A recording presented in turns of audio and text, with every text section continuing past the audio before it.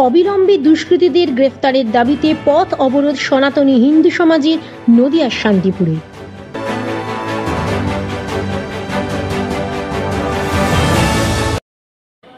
Our channel content only for education and information purposes. We do not promote any violence, criminal activity, crime against women, or self-injuries and communal disharmony.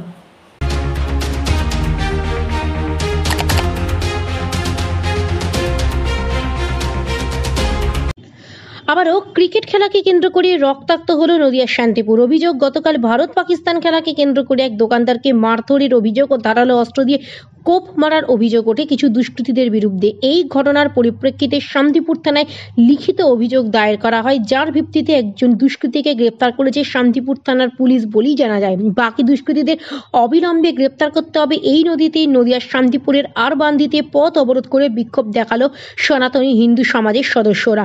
তাদের দাবি, নির্দোষ মানুষ যেখানে বিনা দোষে মার খাচ্ছে, সেখানে দোষীরা পুলিশের সামনে বুক ফুলিয়ে ঘুরে বেড়াচ্ছে। বাকি দুষ্কৃতীদের যদি আগামী 24 ঘন্টার মধ্যে অ্যারেস্ট করা না হয়, তাহলে সনাতনী হিন্দু সমাজ আরও বৃহত্তর আন্দোলনের ডাক দেবে বলেই তারা হুঁশিয়ারি দেন। প্রসঙ্গত, এদিন প্রায় 30 মিনিট বিক্ষোভ দেখায় সনাতনী হিন্দু সমাজের সদস্যরা পথ অবরোধ করে।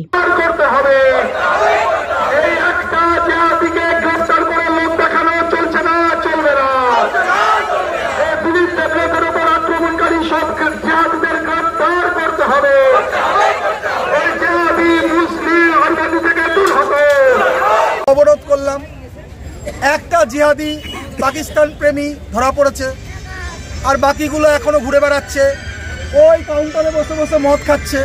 আমরা দেখে এলাম আসার সময় আমিরুল দফাদার ওই কাউন্টারে বসে মদ খাচ্ছে, পুলিশ ধরছে না।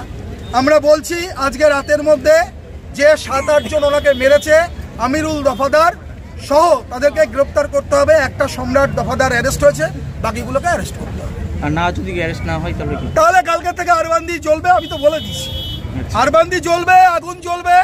আরবান্দি 35,000 হিন্দুরা বুঝে নেবে কি করে শায়েস্তা করতে হয়।